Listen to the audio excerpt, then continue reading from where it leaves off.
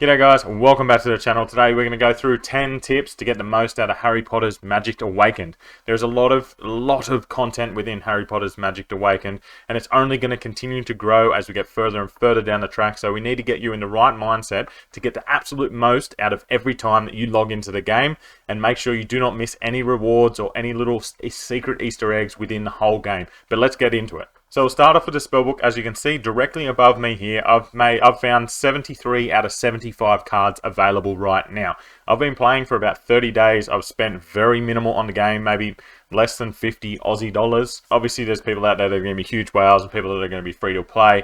But as you can see, in about 35 days, I've been able to acquire nearly every spell in the game. There's only two that I haven't got, and that is one is the Mythic Ron Weasley Companion, and the other is the Orb of Water. Obviously, it's all up to chance as to what cards you get pulled out of these keys, but I'm just trying to show you that there's no need to worry about what cards and all this kind of stuff. You are going to get the cards pretty fast. I think around a month to get all the cards available this early into the game. I think that's pretty good because you get to go out there and trial all these cards. And this kind of rolls into the next tip around leveling up and spending your gold on cards. And if you have a look at other people's videos and all this, they say, oh, please hold back, please hold back. Yes, I agree. You do need to hold back a fair bit on gold with cards because you're going to get to a point where you don't have enough gold to upgrade all of your cards at the same time. So my counterpoint to everyone else's one of only picking the cards that you're going to level up, the ones you think you're going to use, what I would say is get them to a certain level. It's not really going to cost you that much. When you get to where I am about here, level 8s and level 9s, that's where I feel like you need to start really thinking about what ones do you want to play with. And this also gives you enough time to play around with all the cards. Go into duels, see what ones you like playing with. Go into the forest, see what ones are the best in the forest. Like, just go and trial all the cards. You'll pick out the ones that you like the best, what works with what echoes, what cards can I use in more than one deck, and then from there, you can start to build everything, choose which ones you go up, and then all the rest of them, which will go to the next tip right now, all those cards that you do not want to level up, I'll show you what to do with them. So here we are, we're in the card trade page, which is part of the social club. As soon as you get to that social club in the story, make sure you hop in one, because this is where you go and take those cards that you do not want and the cards that you do want. You come in here and you find them and you trade them with other people within your social club. So this Augmentee, I think it's called, or something like that, I like using that card. So I'm going to request that card from other people. I don't like the snowballs, I don't usually like this one, I don't use this one, and I don't use that. We'll put a few more out there. Just these ones I'm not really too fussed about having in my deck. Don't take this as trade advice. This is just me putting what I want up there. I don't really want those cards, and as you can see, I've got extras. So I want more of this one. I put this up to trade, and I exchange those cards. You use a little trade token. So as you can see here, there's mine at the top. It's just waiting for someone to go and choose one of these cards to flip back with my one. That's if they want to do it. So the best thing about this is when you do a trade, I'd do one if I could, and I don't really want to get rid of a smiter because I've only got one of those. If you do a trade, you get 100 gold, I believe it is, for doing the trade. Like this, you're not spending gold on the cards you don't want, and you're getting rid of them, and gaining 100 gold back. So this is the best way to gain gold without spending gold on things you don't need. Before we leave the social club, we need to head over to the adventure because this is something that is super easily forgotten about. It's not easily just found in your map or anywhere else. You need to go into the social club, then go into the adventure to find it. I was very slack on this and forgot to do this so much, but now I'm in there every day helping the team, going up. As you can see, as you complete each stage, you get some good rewards. 4,000 gold is amazing, and 100 gems, amazing as well. Another 100 gems here. And then you just kind of stack these coins to upgrade your team's abilities. As you can see here, my team works pretty well together. So with the Adventure Club, make sure you come in here. You get 2 runs a day. Go and do them. Help out your team. If you don't help your team enough, they'll probably kick you anyway. And the best way to do this is to find 2 team members up the top and do it together. Your damage will spike so much more having a team together. Trust me, it makes all the difference. Make sure you get a team. The next place we're going to go to is the Dueling Club. There's a few things here as well. So if you haven't noticed, every day you get the chance of getting 3 keys. I think it's about 30 gems and 550 gold, or it's about that from just doing duels. You get the 3 keys pretty fast, maybe 4 or 5 wins, because it's just random, and it's a random silver or gold key. So make sure you definitely at least do that. The amount of rewards that you get from dueling is absolutely phenomenal. Like, as you can see, you got all of these as you go up. It does take a fair long time to get through all of these, and you might not have a good enough deck, obviously, yet to get up there, but keep grinding. We're at the start of the game. You do go against a lot of bots, to be honest. Like, just go start grinding and find out which cards you like the most. See, look, we're going back to other points right here. But the one thing that I want you to know about that is a really awesome tip that I found. If I'm in gold for duos, which I am, and I go to diamond, I believe, it'd go to diamond and solos, sorry. My duos will get pushed up to platinum, and I don't need to grind all of gold in duos as well. So the best tip that I can tell you in dueling is to just focus on solos or duos and grind as high as possible, and your other one will climb with you, and you'll get the rewards for going past the points of the last tier. Quick and easy rewards, and you only need to grind one style. I cannot stress this hard enough. Focus on one and absolutely push it as far as possible. One other place where you get awesome rewards from dueling is at the end of the season. At the end of the season, you will get some mail, which I'll bring up now. So at the end of the season, for getting 5,400 points, which is not much at all, I got a new border for my avatar and a nameplate. Not too much, but it's still rewards and it looks pretty cool. And also, with it being an active social club, you get really good rewards. Like, really good rewards if your team goes well on the leaderboard. I'm not sure what we came in the leaderboard, but 5,000 gold and 200 gems. Try and get into a really good social club and really push that as hard as possible, because these end of the season rewards are amazing. Team exploration. There is rewards at the end of season for everything. So make sure you are pushing as hard as possible to get these rewards. And then at the end of the season, you'll start that next season on the front foot and away you go. Next up, we've got echoes, which again, at the start of the game, you feel like you have so much echo crystal. Like, I've got that much echo crystal, whatever, I'll just do it. Don't. It's exactly the same as gold. It is scarce. Make sure, well, I wouldn't even upgrade commons or uncommons. I'd just wait. I did it wrong. Trust me. I did it very wrong. I would only just start upgrading when you start getting epics. And then once you get legendaries, then you really need to be picky about the ones that you upgrade. So make sure you look at the cards that you have at the start. If you do like them, then go ahead. Try for the next card. If it's good, go ahead for the next card. Even if it's bad, I'd probably do 2 cards. If you get one good one, one bad one, then I'd keep going.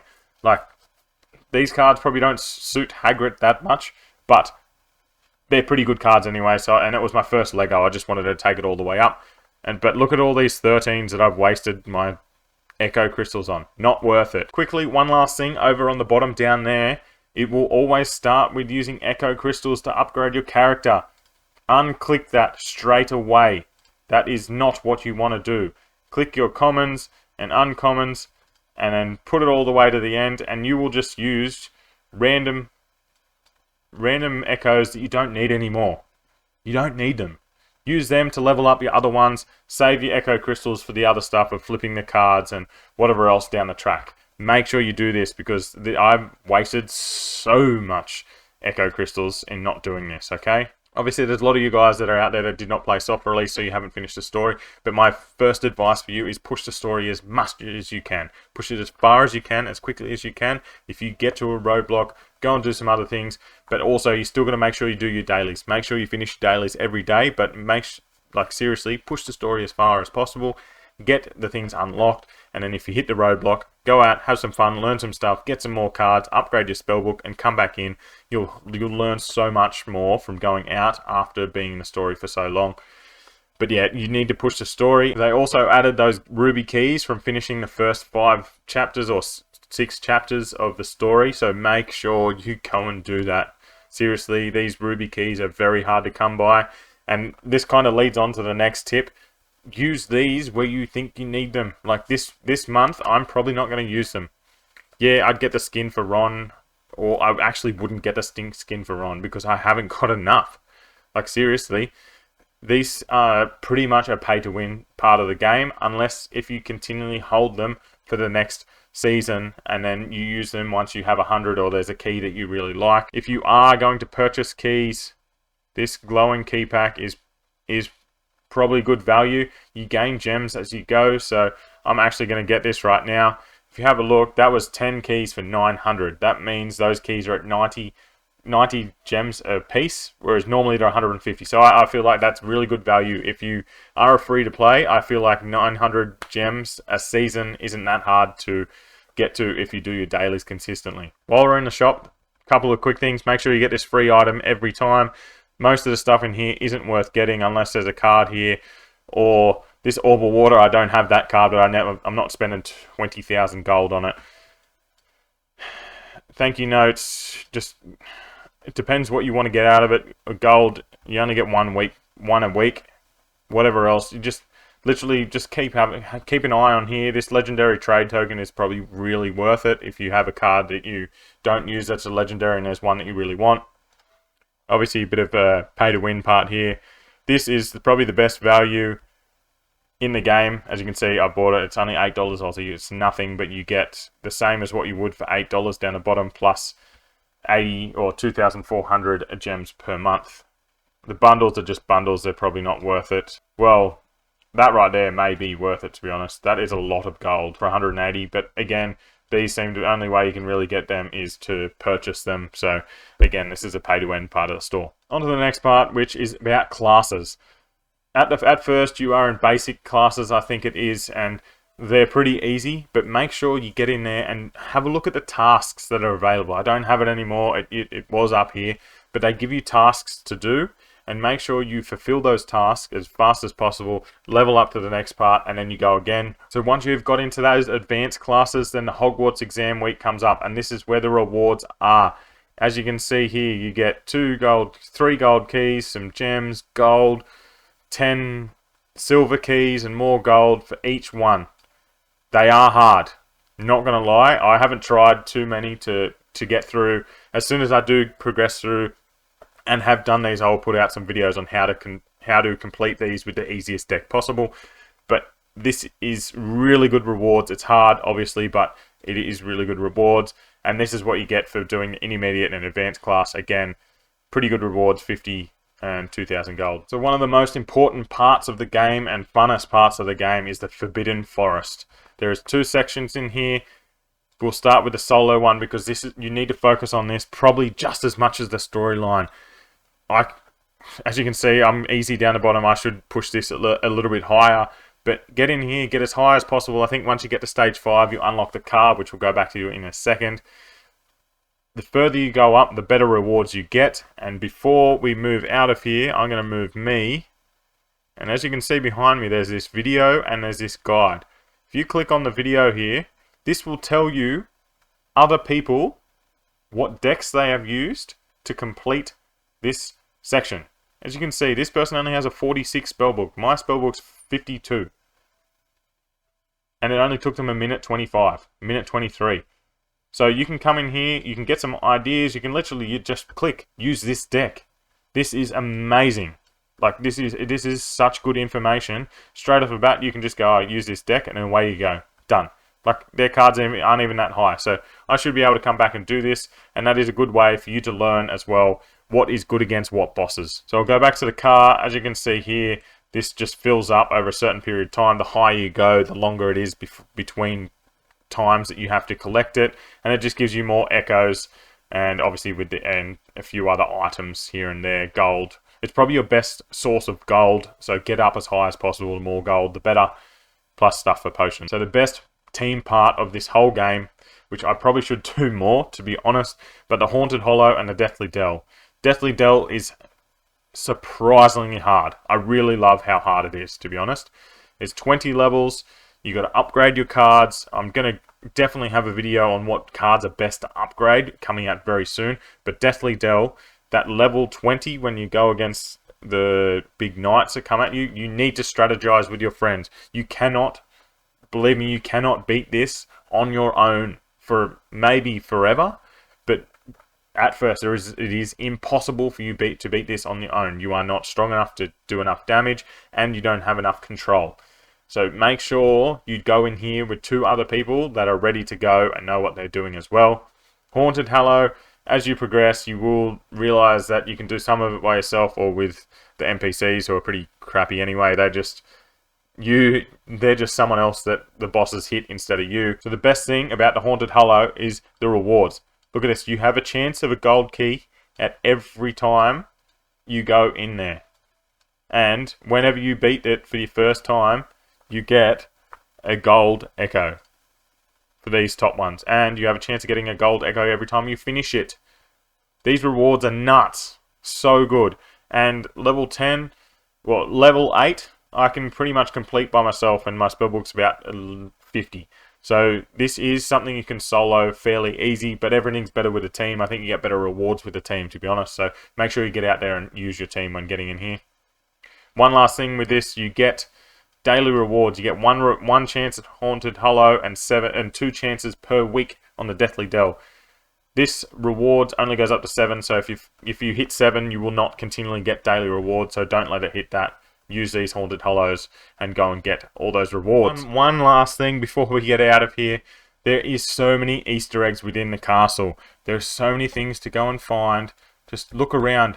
Walk everywhere. Look at that. There is literally a chest sitting right here, and you get...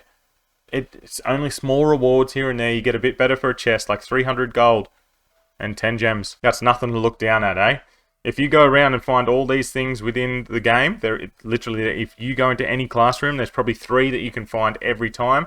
And then if you go back in there later, there are sometimes echo crystals and stuff sitting around. So make sure you go and check out everywhere around the castle as much as possible. So there you go, guys. There's my 10 tips to get you into Harry Potter Magic Awakened. There is so much more out there for you guys. This is pretty much just a beginner thing, and to make sure you understand the game before you get too far into it and then have to go back and do all this really easy stuff or pretty mundane things. Just get in there, learn your craft, play around with the cards. That's probably the best advice I can give you. Go and just trial all the cards. Learn what they can do and how to counter them. Watch what your opponent does, and from that, you can build on decks from there. Obviously, people are putting out videos on YouTube for certain decks. I'll probably do this down the track. I'm still learning a lot about the game as well, guys, but I'm really liking it. I'm just over a month in, and it's really promising for me. So I'm going to continually be putting out this content for you guys. So if you do like what you're seeing, make sure you hit that bell down below so you don't miss anything. And I know that you guys are watching and loving what I'm putting out. If there's any suggestions on videos or how I can make my content better, leave the comment down below and I'll get back to you. I will comment back to any comment that is put down below. So thank you for watching, and I'll catch you in a video soon.